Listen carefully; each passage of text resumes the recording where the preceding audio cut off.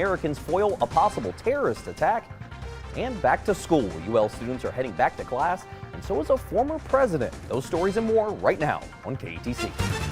Live from the KATC TV3 studios, this is Acadiana's News Channel at 10.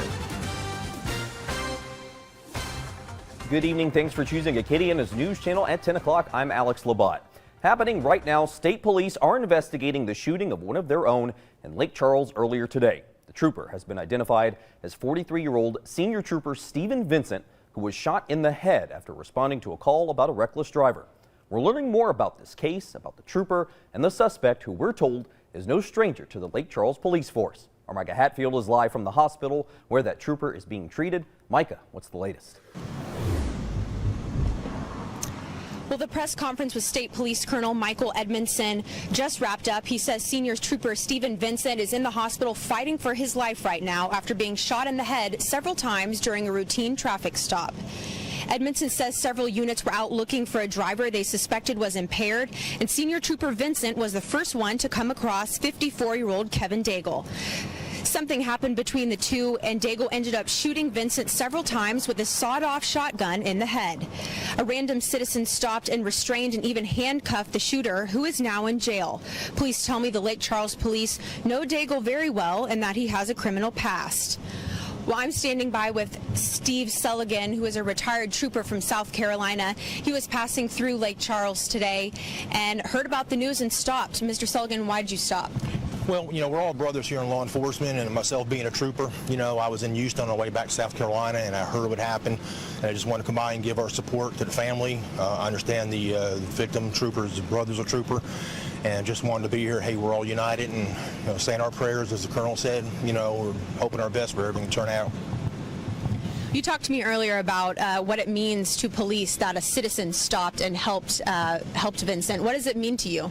Well, that was so huge to what those citizens had did today. You don't know, it's a jungle out here on the highways, and it's so dangerous, and for something to happen to one of us, we don't have time, we're no backup sometimes, where that civilian might be the one chance that, like today, that made an apprehension that, may save this trooper's life. So that was huge. You may not want to jump in and put yourself in harm's way, but I urge people, if you see something that don't look right on the highways, if a trooper doesn't look right, call 911 and check on them, because we're just not enough of us around to be here as backup to everybody. Well, thank you so much. Colonel Edmondson said in his press conference that really what the family needs right now is prayers. So continue to say your prayers for the trooper. Live in Lake Charles, Micah Hatfield, KATC TV3. Here's Daniel's 24-hour forecast.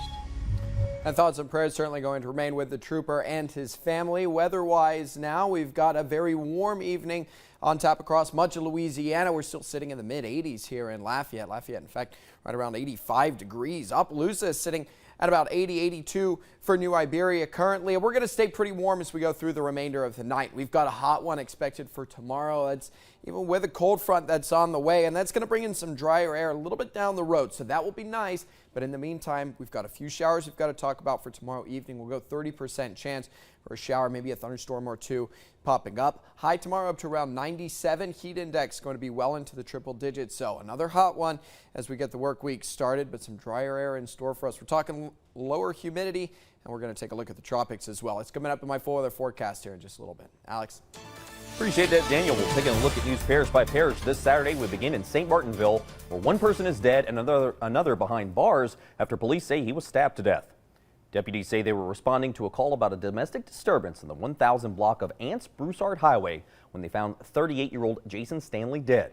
Officials have arrested Sophia Benefield in connection with Stanley's death. She's now facing charges for manslaughter. In Lafayette, police are investigating a fatal crash involving a pedestrian. Police say just before 5:30 this morning, 55-year-old Mary Ann McCreary was hit by a car on I-10 at mile marker 101. Police say the driver was traveling on the interstate when, for reasons unknown at this time, McCreary walked into the roadway. The driver of the vehicle was not injured. Several parents have come forward with complaints that a certain brand of Huggies wipes have tiny pieces of glass in the packaging. Speaking to one mother today, Anna Moe says the Huggies one-and-done cucumber and green tea wipes have also caused her child to break out in a mysterious rash. Going over different things, trying to maximize what they're in contact with and what could be bothering them, and it's very worrying to know that you can't even be safe with a trusted brand like this. A recall has not yet been issued, but Mo did say that the company offered her a $10 gift card, which she refused. Huggy says there was no glass used in the process of making their wipes and say the particles are actually a result of fibers combining and are not glass. Myrtle Place Elementary is continuing to roll out their French immersion program on campus. In May, the school board approved a plan to begin changing Myrtle Place into an immersion-only campus, starting with the incoming kindergarten class. As regular classes are phased out, teachers in those classes will be moved to other schools. The Walk with Ease program is holding another free session at Girard Park. The program was created by the Arthritis Foundation with a mission to promote education about arthritis self-management. Walk with Ease also helps those suffering with diabetes, heart disease, and other illnesses. Tomorrow's session gets underway at 9:30. A Tickfaw man is now in jail after allegedly shooting his own son. Anthony Vicnair Sr. was being charged with attempted second-degree murder. Police say Thursday Vicnair fired 5 shots at his son, hitting him in the chest, head, and hand. As of Friday, police say his son was listed in stable condition. Patrons in a New Orleans bar saved the day after a gunman opened fire inside that bar.